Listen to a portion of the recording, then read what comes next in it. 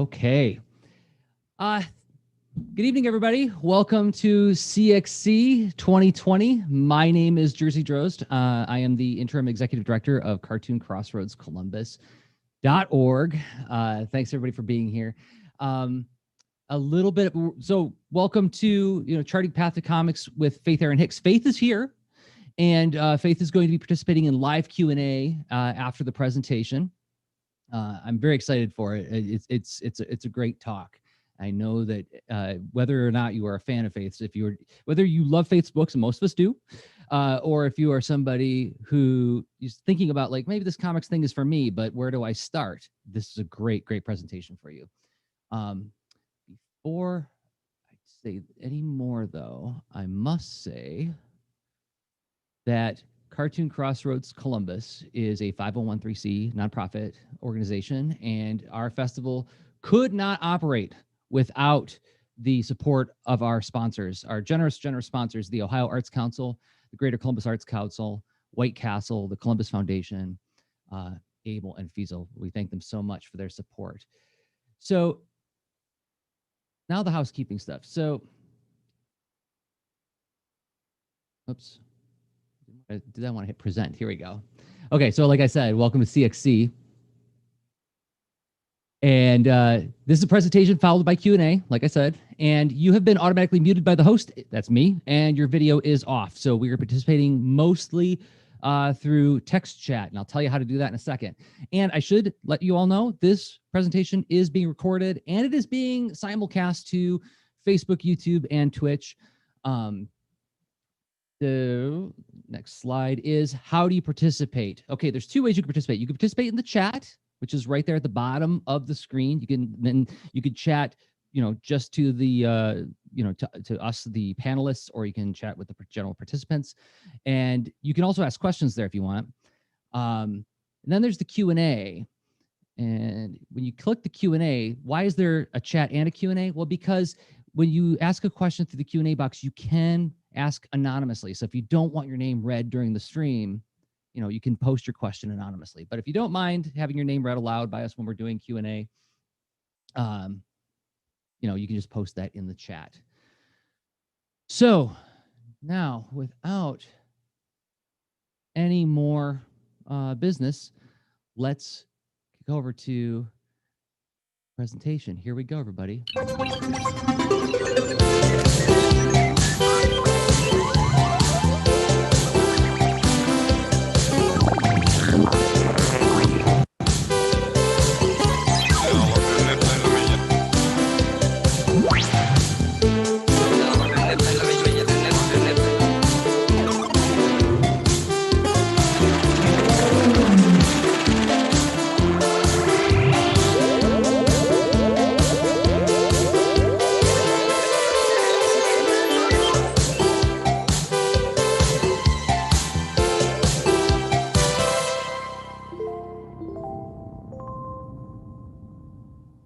Hi there, my name is Jersey Drozd, and I am the interim executive director of Cartoon Crossroads Columbus. Thank you for coming out to our online festival, CXC 2020.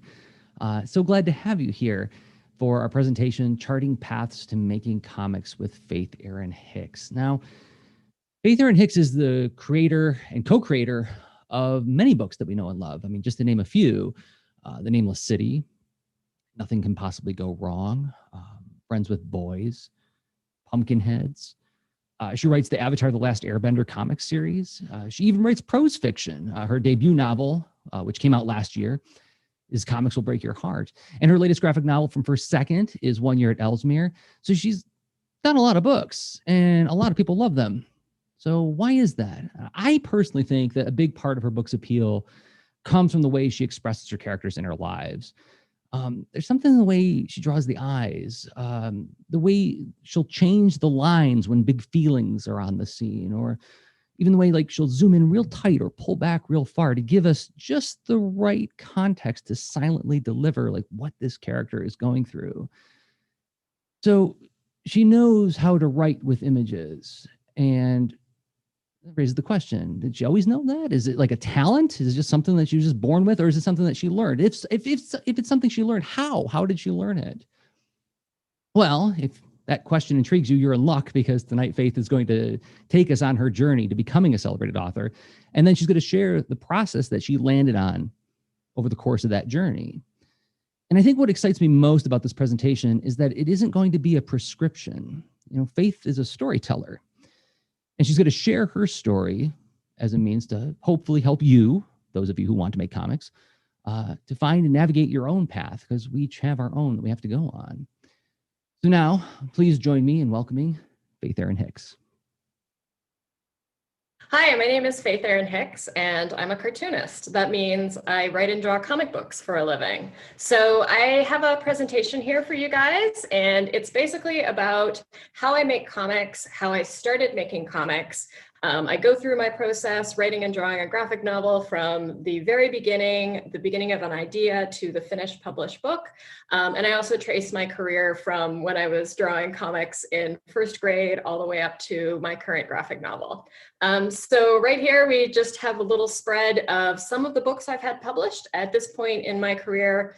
Oh gosh, I've been making comics full time since 2008, so 12 years already, oh my goodness.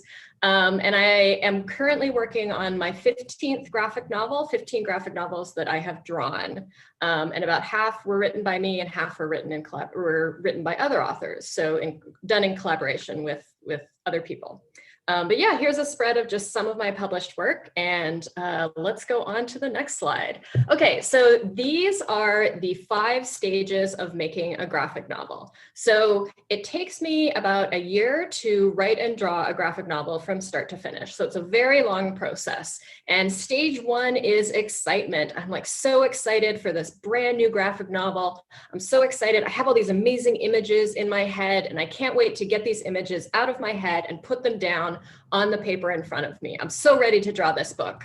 And stage 2 is despair, as I realize that these amazing images that I have in my head, it is really, really difficult for me to get them on the paper in front of me. Drawing comics is really hard.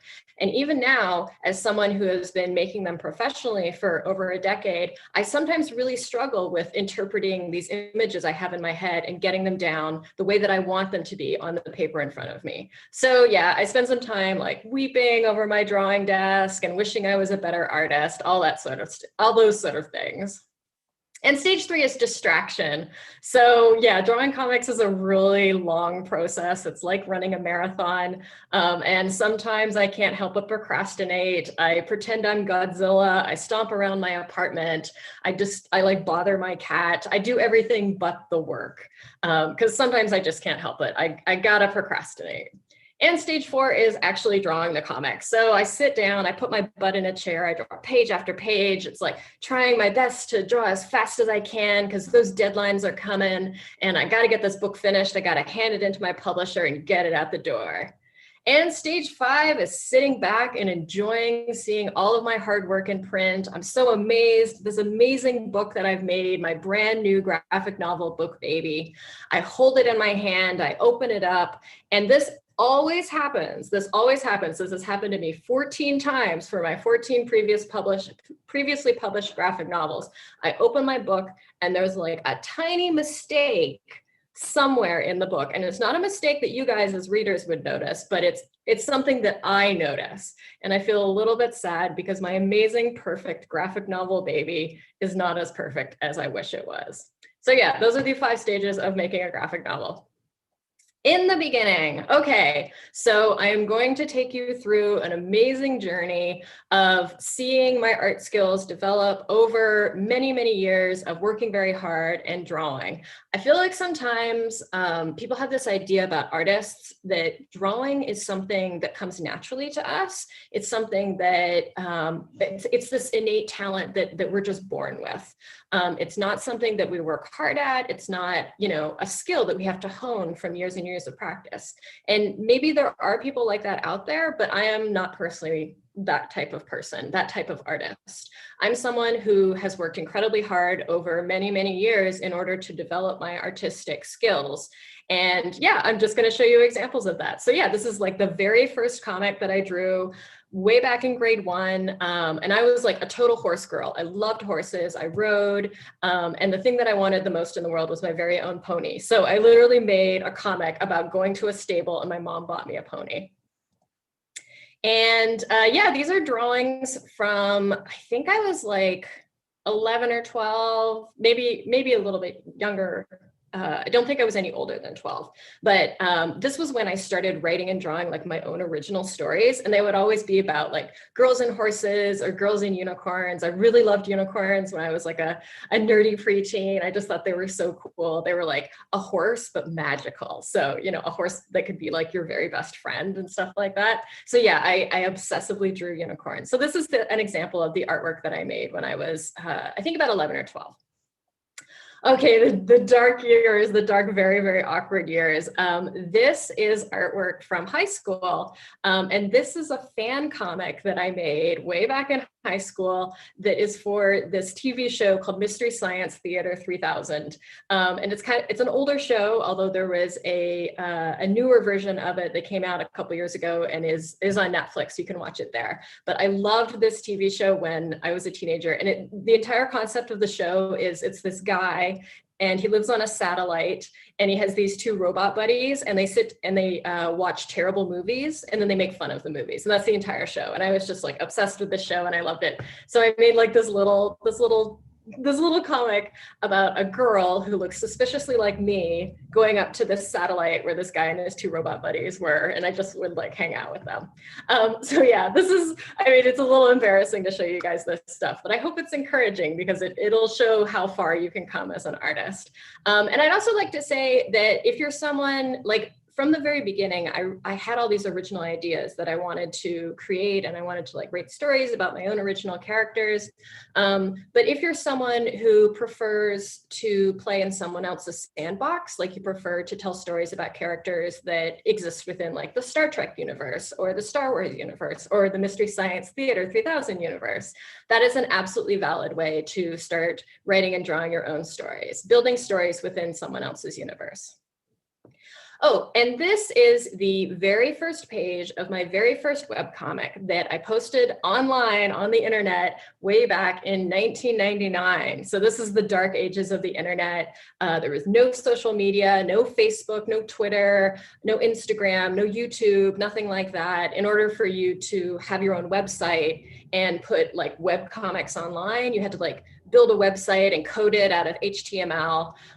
So this webcomic, even though it was a comic that I created while I was in school, while I was in college, I can sit and I was not paid to do it. And I had no real designs on becoming a cartoonist. I had a whole nother career in mind. I still consider this webcomic to be the beginning of my comics career because it was basically how I fell in love with making comics. So this very first webcomic, it was called Demonology 101. And it was basically like a ripoff of Buffy the Vampire Slayer. I was like super into that TV show and I loved the idea of a story about a teenage girl who also had like supernatural powers. And so she'd deal with like teen girl stuff and then also like save the world. However, at the time, there was not really any comics like that being published. So I decided to write and draw the kind of comics that I wanted to read. So by the time I was finished Demonology 101, I just graduated college. I graduated in 2004. And the comic was over 750 pages long. So that was my very first comic that I completed. And a lot of times people ask me about making their first comic and do I have any suggestions? And my general suggestion is start short. Start with like a 5-page comic, start with a 50-page comic. Just do something short that you can finish and then you move on to your next project. But my very first comic ended up taking me 5 years, and when it was complete was over 750 pages long. So yeah, I'm not very good at taking my own advice, but you can see the advancement in my artwork. Drawing Demonology 101, that was basically how I fell in love with comics, and my art improved by leaps and bounds over the course of the 5 years I drew it. So I'm getting into my published work now. I'm going to give you a brief overview of some of my older work and then dive into my more current stuff. And then I'll show you how I actually make these comics. So this is Friends with Boys, and this was actually my fourth published graphic novel. I had done 2 graphic novels with a indie publisher called SLG Publishing, and then I started working with First Second Books. So Friends with Boys was published by First Second Books in 2012. It is about a homeschooled girl who is going to public high school for the very first time. So she's been homeschooled her entire life, and now she's finally going to go to school, public school, for the first time. She has 3 brothers, and she is haunted by a ghost. I was actually homeschooled until high school, and I also have 3 brothers, but I have never seen a ghost, so there the similarities end. This is Nothing Can Possibly Go Wrong. So this is an example of a collaboration. This is a graphic novel that is based on an unpublished young adult novel by an author, Prudence Shen. So I basically took her story and adapted her prose story and adapted it to comics. Nothing Can Possibly Go Wrong is about these 2 guys, Nate and Charlie.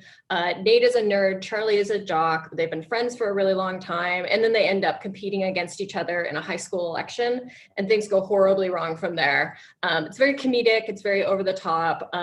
There's also like robot fights in it. I don't know if anyone has seen this show called BattleBots, but there's a plot line in this book that is based around a competition that is very, very similar to BattleBots. And I had to draw all the robots. It was horrible. Oh my gosh, I'm not a fan. Like that's the strange thing about art. It's like, if you practice drawing one thing in particular, you just really get good at drawing that one thing. You don't get good at drawing other things. So because I was someone who had drawn like a lot of people, a lot of like organic things, like I love drawing trees and, you know, pastoral scenery and that kind of thing, but I had no idea how to draw robots. So this was a huge challenge for me. This is The Adventures of Superhero Girl. So there was a new edition of this book published in, I think, 2016. And this was basically my goofy take on superheroes. It is a little bit different from my other comic work because it's a comic strip.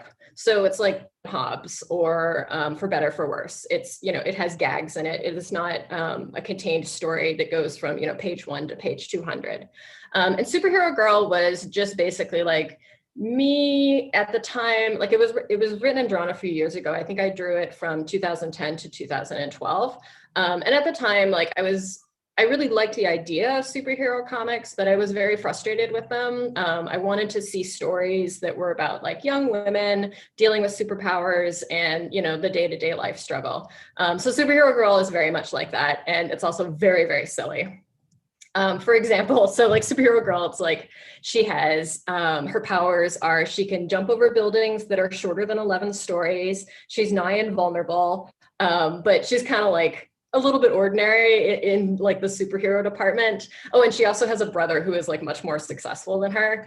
So yeah, she ends up fighting like very mundane types of villains because she lives in Canada and Canada has this real supervillain deficiency. So like one time she ends up fighting the League of Villainous Canadian Stereotypes. So we got like the lumberjack, we got double fueled by the power of 1,000 Tim Hortons coffees, La Toucom, the man hat brought to hideous life in a Quebec laboratory, and Farley Mowat. I feel like nobody gets that joke except for like Canadians of a certain age, but I love the idea. Farley Mowat being like an evil Canadian stereotype. Anyway, please laugh. Yeah. Oh, and one thing that was so strange. So like I made this comic just for myself, you know, like I didn't really think it would go anywhere. And then Dark Horse published an edition of it.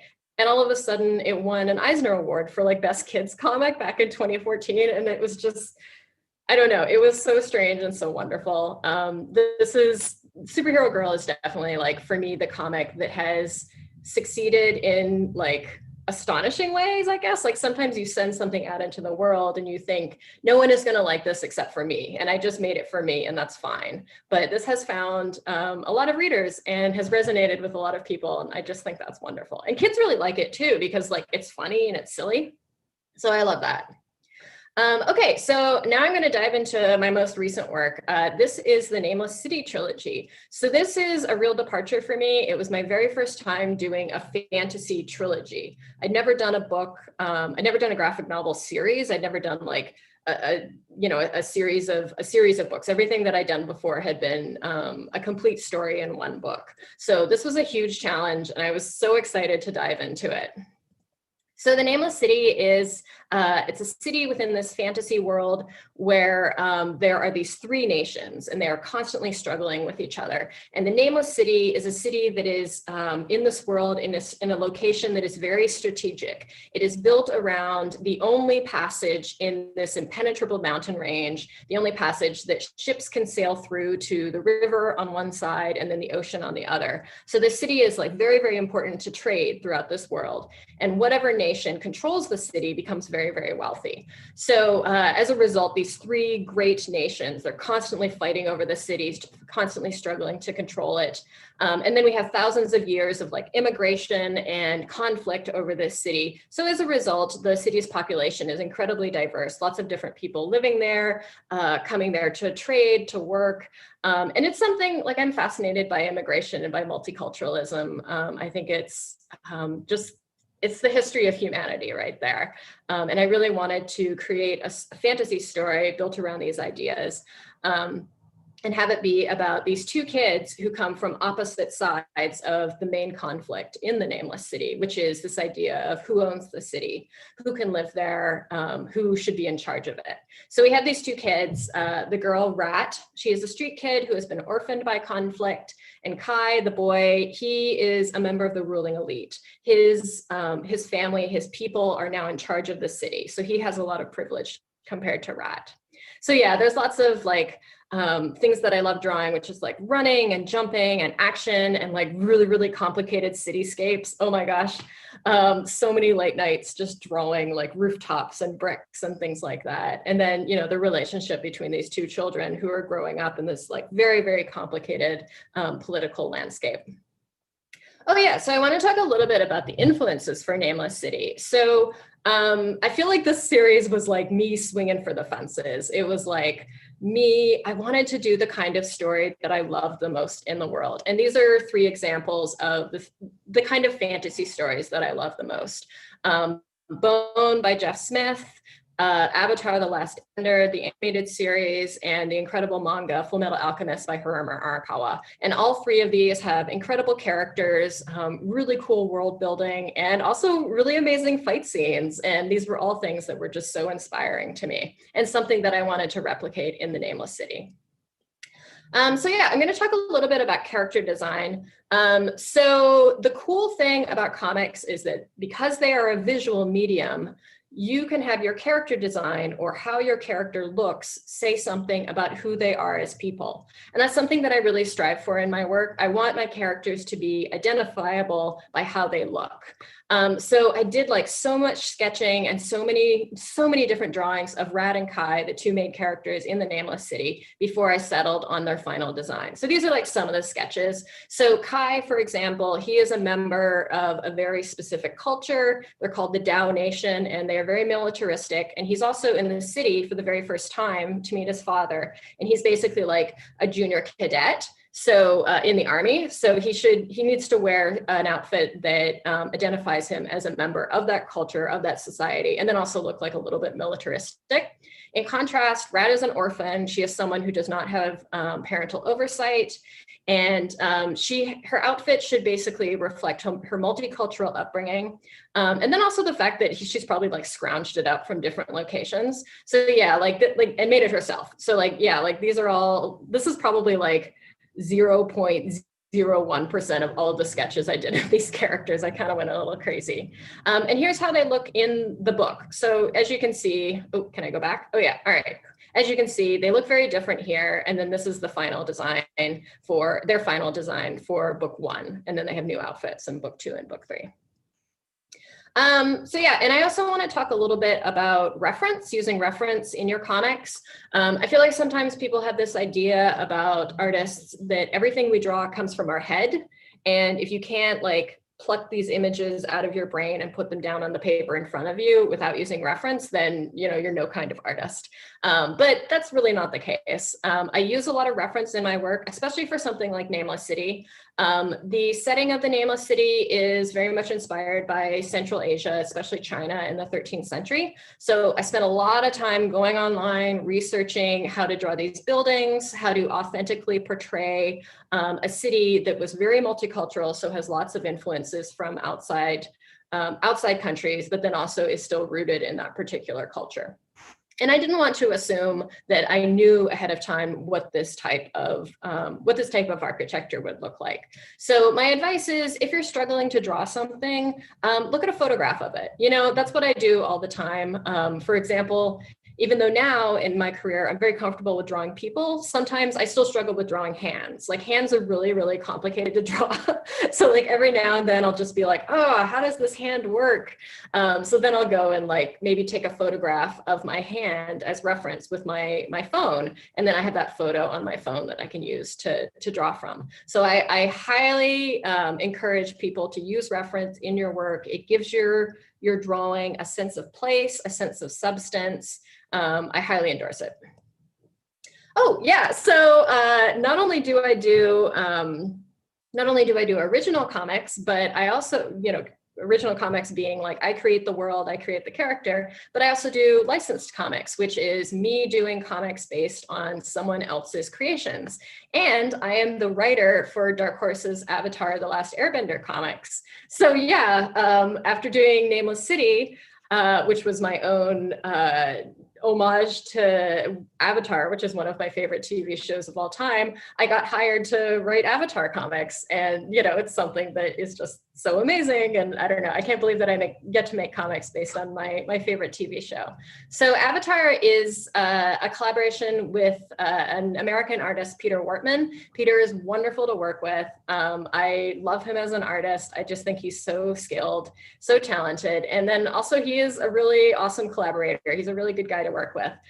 So we finished a trilogy of Avatar comics that was called Imbalance.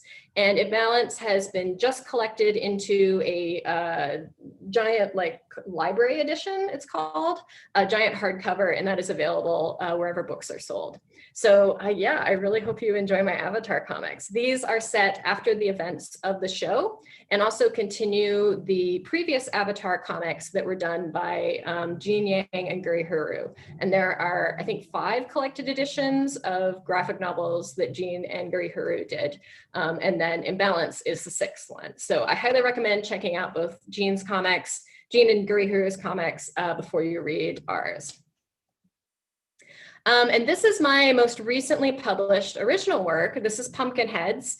And this was a collaboration with a very famous best-selling author, Rainbow Rowell, known for Eleanor and Park, Fangirl. Right now, she has this very, very popular fantasy trilogy called Carry On, or I'm not sure what the overall trilogy is called. The first book was called Carry On. The second book is called Wayward Son. And I think there'll be a 3rd book out soon. Yeah, it's like hugely popular. But Pumpkinheads was Rainbow's very first original graphic novel. So it was wonderful to get the chance to collaborate with her on this book. And it's a little bit different from my previous works. It's very comedic and very sweet.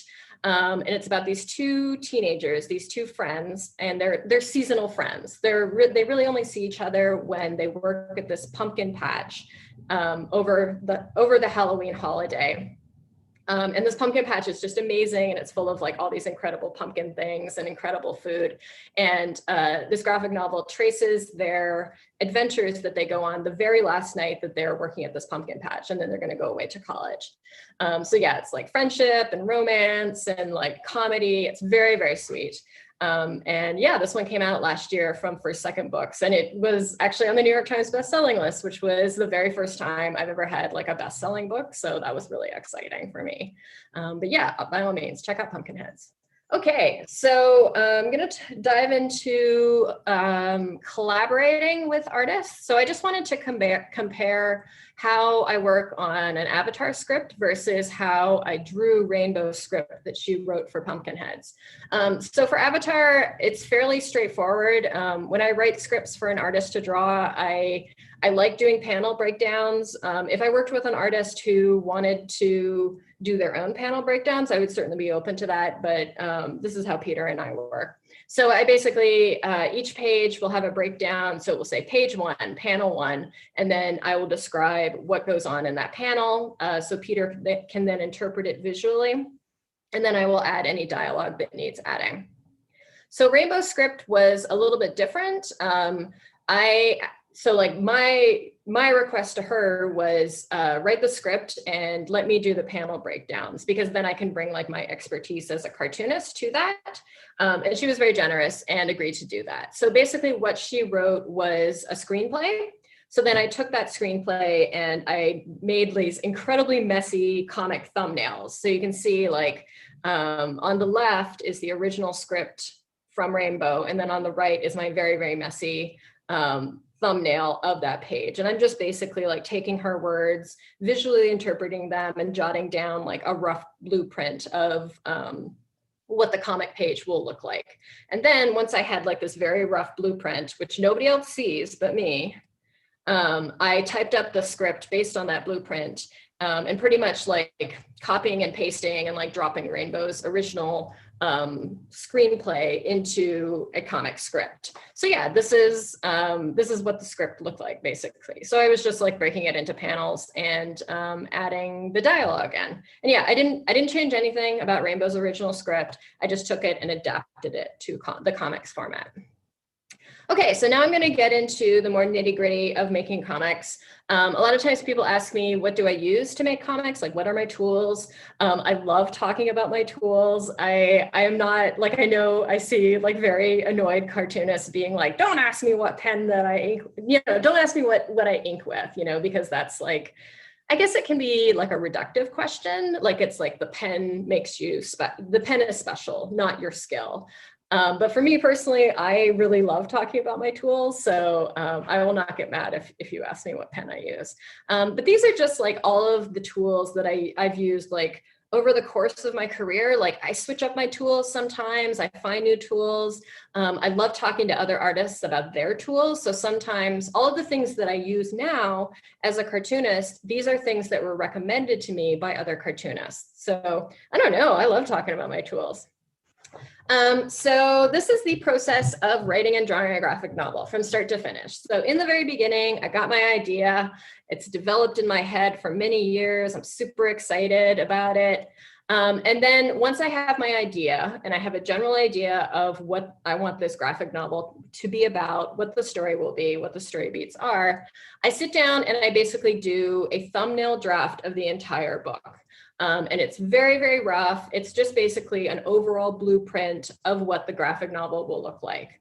I know some cartoonists who dive immediately into scripting, but for me, this thumbnail stage is very important because it allows me to figure out the pacing, the visual pacing of the comic book.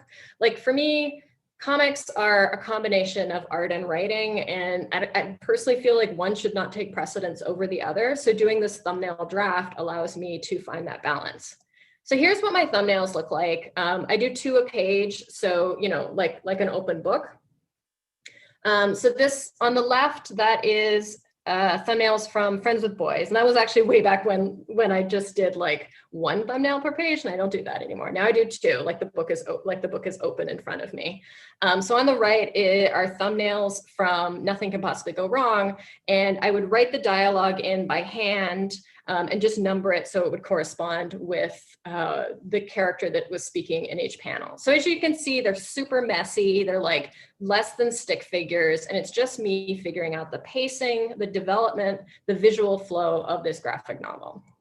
So once I have finished that script, then of course I will type it up.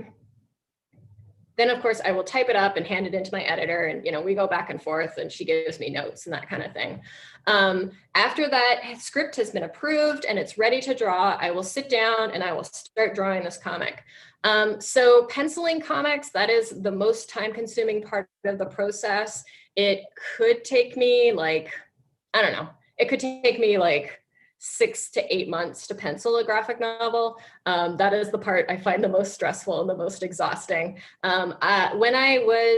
So I'm going to talk a little bit about doing comics traditionally, and then I'm going to move into my current process, which is a hybrid traditional digital process. So the first 10 graphic novels I had published, I did entirely traditionally. So I drew with these, let's see if I can go back. Oh yeah, there we go. So here's a photograph on the right of the pencils that I used. I used light blue coal erase pencils. They're made by Prismacolor. They're available at your local art supply store. They're really cheap. They're less than $1.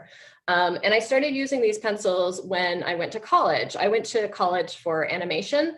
And when animation was done traditionally, when it was entirely done by hand, these were the type of pencils that animators would use. So I started using these pencils because I was in school for animation. And I really like them. I really like them for drawing. I like the light blue color. And then there's also a technical reason why the light blue is awesome. So this is what a typical traditionally penciled page will look like. This is a page from Friends with Boys. It's very messy. I'm a very messy artist, very messy penciler in particular. So I just basically make a giant mess, and those are my pencils. So yeah, and then there's my script on the right. So I'm following it pretty closely. If I'm writing a script for me to draw, me personally, I don't tend to include as much visual direction as I would include in like an avatar script for Peter to draw, because it's like, if I'm drawing this script, I know what the visuals are going to be. I have my thumbnails, I have the images in my head. So after drawing my first 10 graphic novels traditionally, I changed my method of work to a hybrid traditional or hybrid digital traditional way of making comics. So back in 2014, just when I was starting drawing the Nameless City trilogy, I bought a Wacom Cintiq. I always used to call it Wacom, and I learned recently it's actually Wacom. So I've been living a lie for like the last 6 years.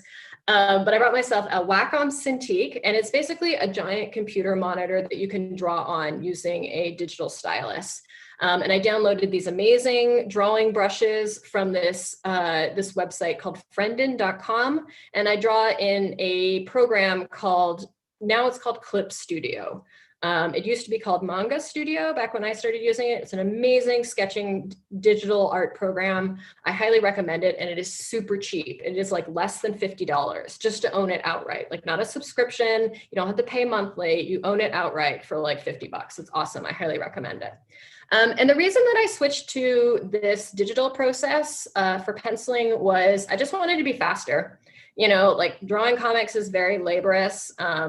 And I felt like drawing digitally would make me faster, and it did. It absolutely did. Like, I don't think I would have been able to do Nameless City as quickly as I did. Like, I put out a book a year for 3 years with Nameless City, and that was really difficult.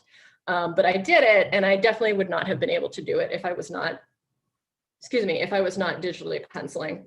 I mean, just drawing all those backgrounds alone. So, however, I still really like the inking process, the traditional inking process. It is my favorite part of making comics. And I did not want to give that up. I did not want my comic pages to be entirely digital. So I came up with this hybrid process where I take my digital pencils and I print them out onto giant sheets of Bristol paper, which is just basically like a thick paper. It's very nice. It takes ink very, very well. And then I ink over top my digital pencil. So yeah, you can see the process right there. That's on the left, the page with the red pencils. That's how the page looks digitally on my computer screen. And then there's my printer in the middle. I actually just had to replace that printer. It was 6 years old, so it lasted me quite a while. And then that's on the right, that's the page as it looks having been printed by the printer. And then my favorite part of the process, inking with a brush. I love it. It is awesome. So this is just basically me cleaning up my super messy pencils. I trace over top of them with this brush. I use a watercolor brush. It is a Raphael Klinsky, and I use a size 1. You can get them at most fine art supply stores. They're kind of pricey. I think they run about like $20 each, but they are absolutely worth it. I don't know, I absolutely love them. And I just basically take my brush and I dip it into a pot of ink and trace over top my super messy pencils. And yeah, this is absolutely my favorite part of the process. And then, oh, and so this goes back to the cool thing about like blue pencils and why I will, even though I'm penciling digitally, I print out my pencils in a blue color. The cool thing about this blue line artwork is that when you scan it into the computer, the blue is light enough that it disappears from your inks. So you don't have to worry about erasing blue pencil lines or having to clean up the artwork in Photoshop. So it's awesome. And that is why I use either blue pencils if I'm doing something entirely traditionally, or blue line printing if I am doing my hybrid digital traditional process. So yeah, that is, oh, and then I'm done. Ta-da! And I got this giant stack of comic book pages all ready to be shoved into the art closet.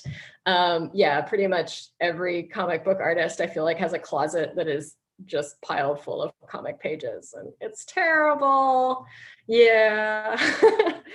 So yeah, that is my process. And I usually say this at the beginning of this talk and I forgot, so I'm going to say it now. I do want to say this is how I make comics. This is not how you have to make comics. If you're interested in making comics, absolutely find a way and a process that works for you. You can use entirely different tools. These are tools that I have found work the best for me and makes my life easier as an artist. So yeah, I feel like there is no one way to do comics. And that's actually something that I'm curious to ask my host about. Jersey, I'd love to know, how do you make comics? Do you work entirely traditionally? Do you work digitally? How do you do it? So, how do I do it? I use a variety of approaches, very similar to yours, actually, in that I switched to Clip Studio about 5-7 years ago, and I absolutely love it. It's such a versatile program, and it's such a, after decades of trying to work in Photoshop, to use an application that is like, hey, let's design it for actually what cartoonists do. Yeah. Yeah, like one of the reasons I really picked up that program in particular is that it has these amazing perspective tools where you can just like lay down a grid and immediately start drawing on top of it, and like snap your tool to that grid. And that was a lifesaver doing Nameless City because I had to draw so many buildings. Oh yeah. I remember you sharing a lot of the process of those tiles on those roofs, and there's some intense spreads in there. But going back to like one place where we diverge a little bit is that I do 2 rounds of thumbnails, and I wanted to kind of pick at something because I actually grabbed this while you're talking, was like this idea of talking about visual pacing and rhythms. Is my first round of thumbnails I actually do on little yellow sticky notes like this. And actually I learned this from a student, is that like, 'cause at this size, you really are confining yourself to not be able to draw anything well, right? So like the whole idea of perfectionism is out the door. But the way I describe it to my students is like, all I'm thinking about at the sticky note level is, am I close to the character? Am I far away? Is it a big panel? Is it a small panel? I'm not thinking about dialogue. I'm not thinking about body language. I'm not thinking about what the architecture is. It's just like, it's almost like listening to the conversation through a wall, listening to this muffled, blurry version of what the story's gonna be. And then I do the second round like you do in your notebooks, where it's like, okay, now it's about like, half the size of a letter size sheet of paper. And now I'm thinking about, okay, what's the angle going to be, rough idea of dialogue. So I'm curious, like when you're thinking about pacing, how do you think about it? Like, because I know that that's something when I was a teenager, it would have been lost on me. It'd be really hard for me to grok that idea of like what visual pacing means. And so I'm curious, like in your words, what does it mean to you? So I feel like when I approach comics, I'm very concerned about getting the characters' emotions on the page. And I feel like that guides my visual pacing a lot of times. It's like, what is this character feeling in this moment? And what sort of visuals do they need in order to show those feelings? If someone is sad, like, is there a moment where they need like a couple panels to show them like breaking down?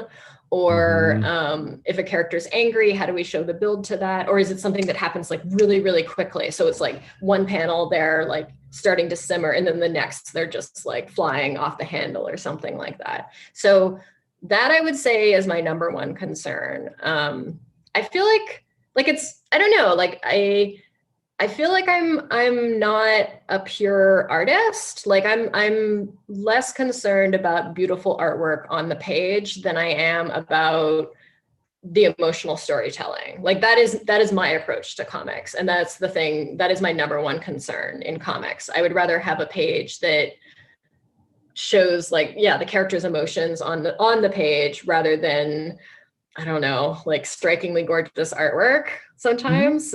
I don't know, like it is definitely a different approach than I've heard from other artists. And I certainly enjoy comics that are just like beautiful images, but the ones that stay with me are the ones that really emphasize emotional storytelling. Something I've seen you do in your work, and I'll switch to, yeah, here we go. I got a drawing app up I can pull up. And it's like, I've seen you do tricks like this, where it's like, okay, I've got a panel and I'll have like a character feeling glum like this. And everybody bear with me. I am not the artist that Faith is, especially not in this like whiteboard app. But then like you'll do it like this and you'll get really far away from them. Yeah, I love that.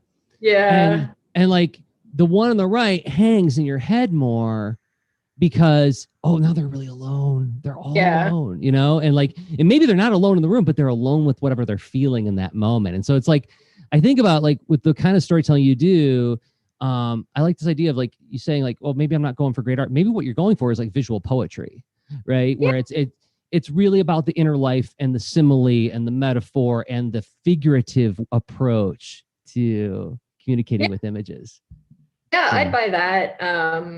I feel like there's so many ways to approach comics. Like you can do it like that, like very focusing so much on the emotional storytelling, or you can do it just through like incredible shots of landscapes and have it be like no people at all, or like you can have something that's really emotional, but you're just showing like tiny fragments of a body or things like that. Like I've seen all of those types of storytelling.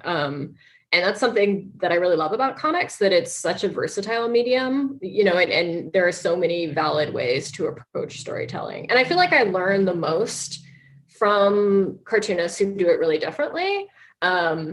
Yeah, I don't know. It's just something that I love about comics. Like there's no one way to do them. I will say that probably my influences also come from growing up really loving movies and really enjoying film language in particular.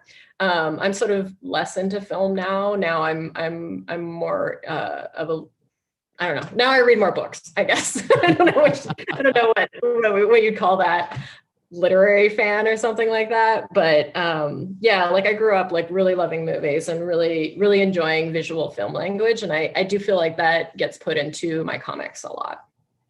Yeah, I think that's another thing that like if I was 17, you were saying this to me, I'd be like, oh, whatever, old person. But I would be is like just consume a lot of media, like because like the influences shouldn't just be from the one place that you like when I was 17, it was like Spider-Man comics and nothing else. I don't care about anything else. Don't tell me about anything else. Yeah, well, maybe you should read these books on Greek mythology. Maybe you should read these books about, you know, like Eudora Welty. Maybe you should be watching some, old cinema, like It Happened One Night or something like that. You know, there may be other things in there that you will inform your art in ways that you hadn't expected, you know? Yeah, I absolutely agree. I actually didn't read a lot of comics growing up. And that was simply because, not because I didn't like them. I remember being just very attracted to comics as a medium, but there was just no access, you know, like it was before comics were stocked in libraries. It was before comics were in bookstores. And I grew up in this small town where the only comic book store was this like hovel, you know, and I was terrified because it was like this. Anyway. That was a different time. That was a very different time. We were in a much better place thanks to a confluence of events, the major book publishers getting involved, the manga boom, and so on. And people like you know, sort of leading the way with early webcomics, like you said, like back in like 1999. Holy cow, that's the vanguard. Webcomics, I feel like, so like I grew up reading like Tintin and Asterix because I was Canadian, and those comics have a lot of cultural cachet here because, we are a bilingual nation, and Tintin is from Belgium, and Asterix is from France. So because of the French language, they're brought into schools a lot. So I love Tintin and Asterix, but then there just wasn't anything else for me to read or available for me except Bone. I found Bone when I was like 20, 21, and it was just like finally a comic for me, and like that changed. Yeah, so like that was a really huge deal. But I grew up loving media. Like I loved movies, I loved books, I loved video games, and yeah, like consume it all. Like watch movies, watch all kinds of movies. All kinds, yeah. Like I don't know. I sound pretentious, but it's like I grew up watching like Indiana Jones and Lawrence of Arabia, and just like. Oh my God. Like my parents were film buffs as well. So anyway. No, yeah. I think that's all good. And like consuming it with like kind of a ravenous spirit where it's like, it's not about like, well, I can only consume good. So like Gamera would be a good candidate too. There's probably something to learn in there, So. Absolutely. Yeah. Like, I don't know. I just think, well, I don't know. Movies are really struggling now, but it's like, I don't know. I really loved having that kind of influence throughout, my younger years, because I don't know, I just feel like growing up with movies and books and all of these amazing things is, I don't know, I feel like that's just a really good foundation for being creative later in life, if that is the type of career you want to pursue. Just absorb everything and enjoy it and take what's valuable to you and keep it and discard the rest. Yeah, I think that's great. Well, Faith, thank you so much. I think everybody, if you could in the chat, give a round of applause to Faith for this awesome presentation. I think it was full of really good and useful stuff that I wish I would have had access to when I was a teenager. Oh, I know. And we will open it up to questions and answers in the Zoom webinar. And then we can always take the discussion later on to the CXC Discord at cartooncrossroadscolumbus.org/Discord. So once again, thank you, Faith. Thank you so much for having me. Okay, so let's get Faith in here. Hey. Hey! That was awesome. That was back when I still had my long quarantine hair. I got a haircut like 2 days ago. I was like staring at my bangs like, oh. Oh man. So how do you want to do the questions? Because we got a lot. There's no way we can get through all of them. So we have to pick and choose. And I don't know if you want to pick your favorites or do you want me to choose ones to pitch at you? I mean, if you have some, that would be great. I haven't looked at them yet. So okay. If you've been like going through and picking out ones that sound interesting, let's go. Yeah, there's a really good mix. By the way, everybody, thank you so much for providing such really thoughtful questions. Really appreciate it. And people are even wishing you happy birthday in the chat. But we got a terrific mix of technical questions and sort of like quality of life questions, right? Okay. And as somebody who is so adept at navigating the psychology of your characters, I'm wondering if you start with one of the emotional questions. Okay, let's go. So let's see where there's a lot of them in here. Someone was asking about dealing with feeling discouraged, right? This idea of like, how do you navigate the parts where you're feeling like a little bit low about the work? Because I would wager that you sometimes don't feel awesome about your work. Yeah, I feel like this is the great struggle as an artist to somehow manage to keep going when you feel like your work isn't good enough. I feel like if you're going to pursue an arts career, you're always going to meet people along the way who will discourage you. I absolutely had those experiences in art school. Like my mom actually just sent me, it's literally like right here. This is my college diploma. My mom just sent it to me.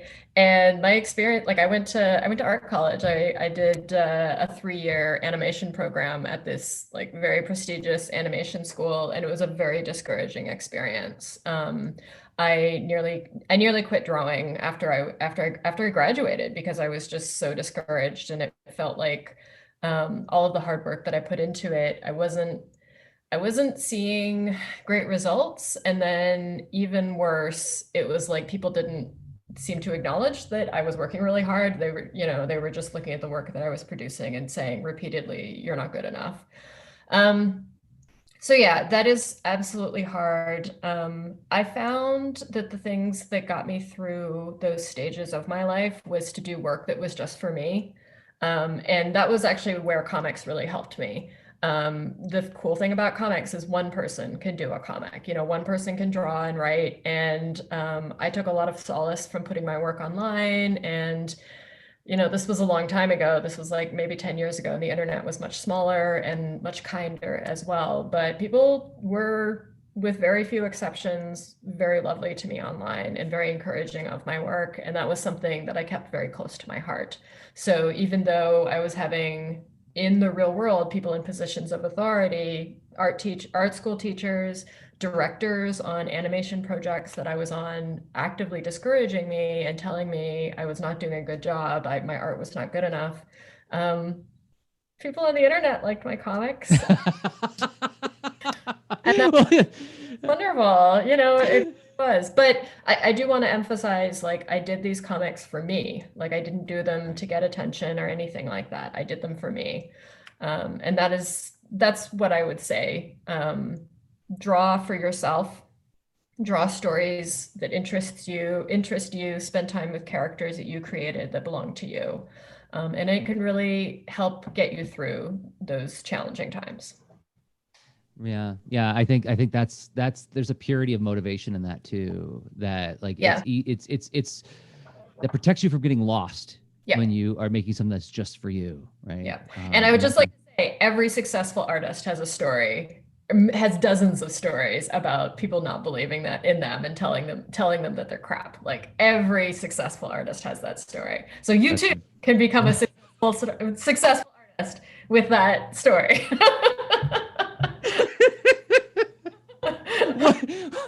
That is an awesome title for a motivational book. Yeah. We all got dumped on. So if you're getting dumped on, you can be a successful artist too. So we get a couple questions about the size of paper you work on when you're printing out your pencils. What size are you inking?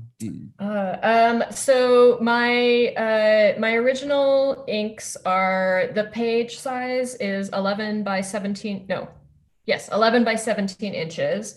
But the actual drawing on those pages that I print out, they're only 10 inches by 14.5 inches. So, okay. Let me see. Where is it? This is the second book right here. So this is about the same. This is about the size that First Second publishes at. So this is about the size of my published work, and the size that I draw at is about 1.5 times the size of publication. And that's just a size that works for me. I know some people that draw much larger. I know others that draw much smaller. This is just what works for me. So yeah, 10 inches by 14.5 inches. Another technical question before we shift to another like broader question. Let's do technical. You don't happen to remember what kind of printer you bought, like offhand? Like, I wouldn't be able to tell you the name of my printer, but yeah. So the original printer that I bought, it has been discontinued, so it's no longer available. But that was an Artisan 1430. But right now I have like a what is it? It's a Canson. Yeah, it's like a Canson 3-in-1 printer, scanner, copy machine. I only use the printing and scanning functions, but it's great. If people are interested in what kind of printer that I have that works for me, please, ask on Twitter, and I'll send you the model and make. That's great. And thank you for participating in the chat earlier, like telling people what tools you're using. That's another thing I think is really neat, is that, I have met artists who get a little bit bristly when you ask them what kind of pen they use. I love mine. Yeah. When you're in love, you want to tell the world. Isn't that what Carl Sagan said?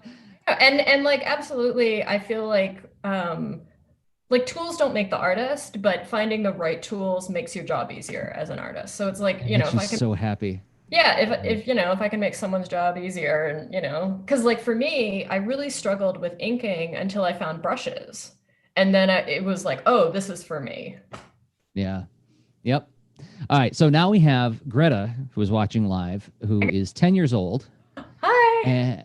And Greta says, do you have any ideas or suggestions for Greta to try to make comics? If you could speak to 10-year-old Faith, what would you say?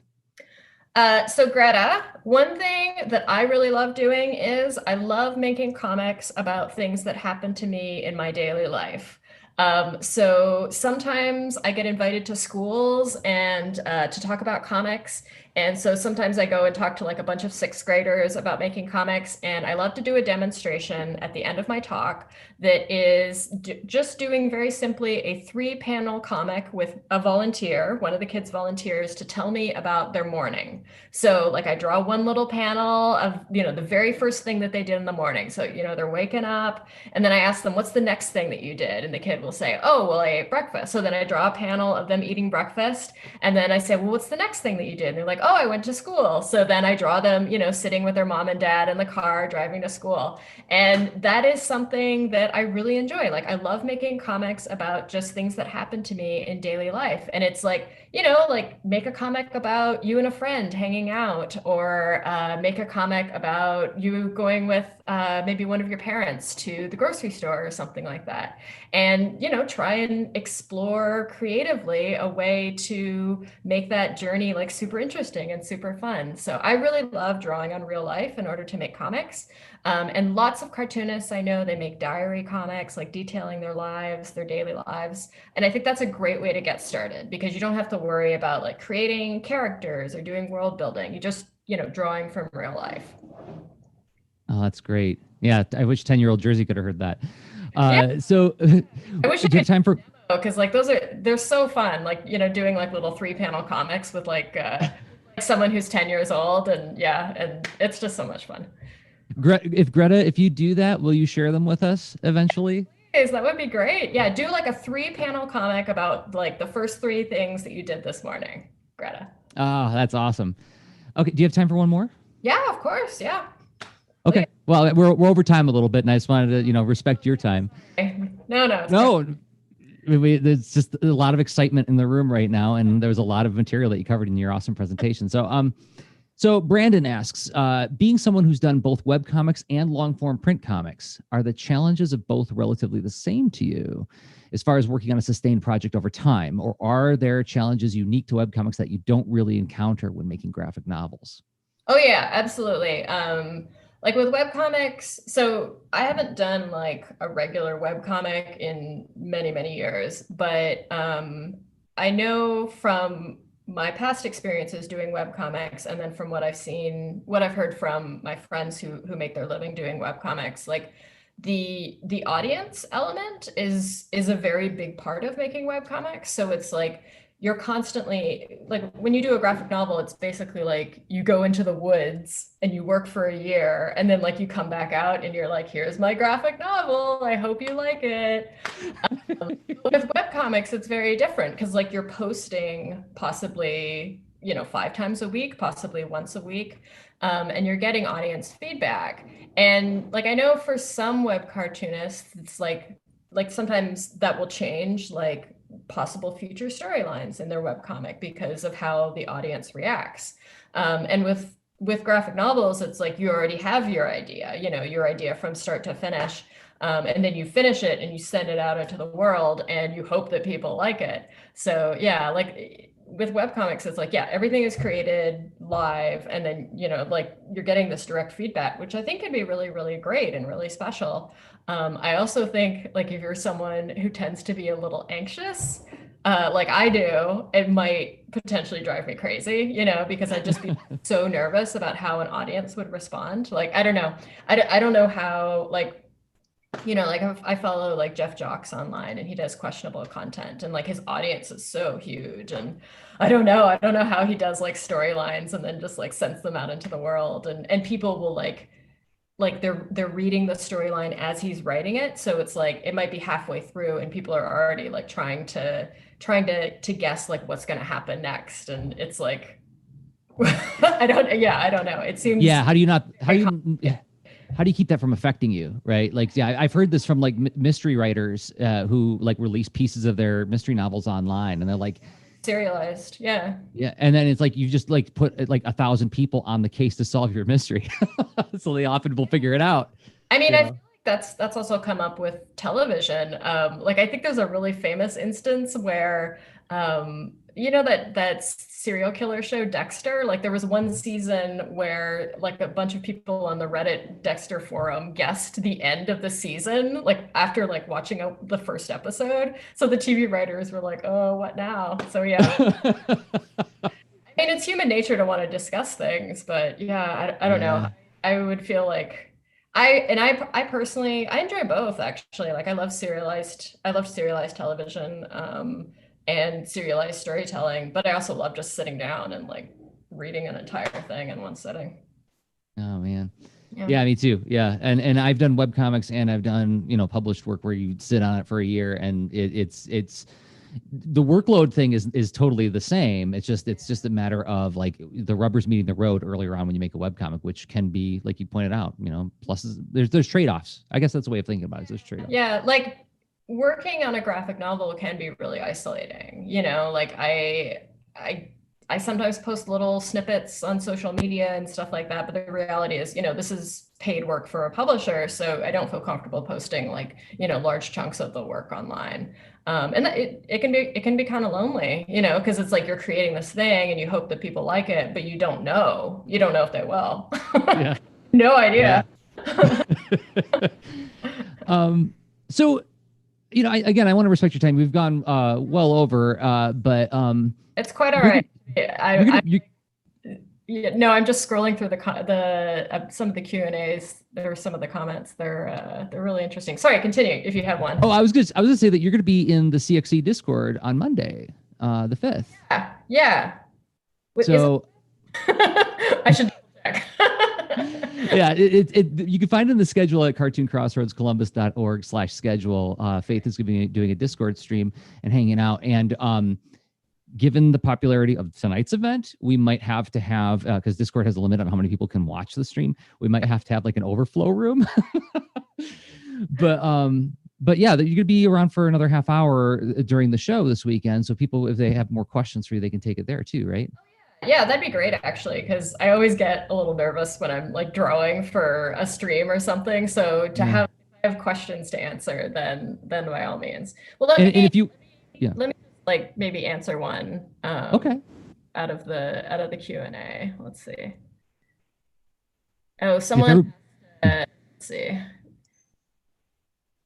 Please to the overflow room. Oh, overflow room. Let's see. I'm gonna answer. Which is the one?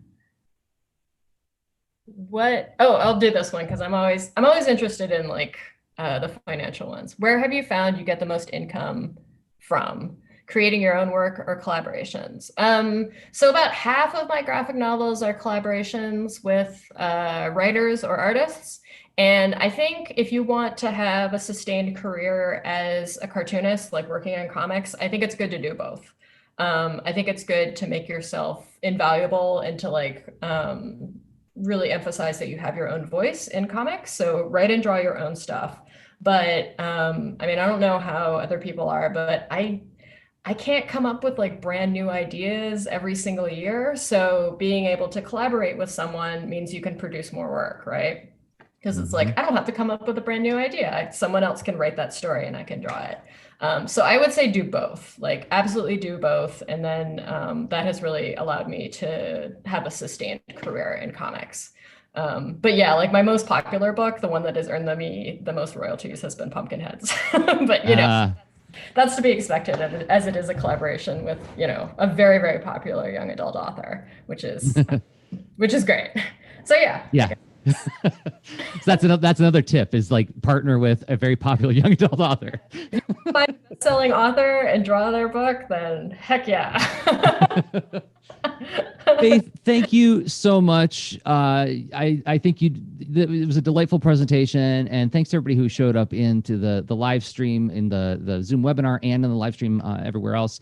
Again, cartooncrossroadscolumbus.org/schedule is where you'll find where Faith is going to be next on October 5th. And if you want, Faith, I'll even fly co-pilot with you again to help, feed in the questions so you can focus on doing, live drawing. Yeah, that would be perfect. I'd love that. Yeah, that'd be great. Cool. All Awesome. right. Everyone, I'm sorry we didn't get to more questions, but yeah, thank you so much for attending. And if you want to know anything like really specific that I can answer on Twitter, feel free to tweet me. I'm faitherinhicks.com.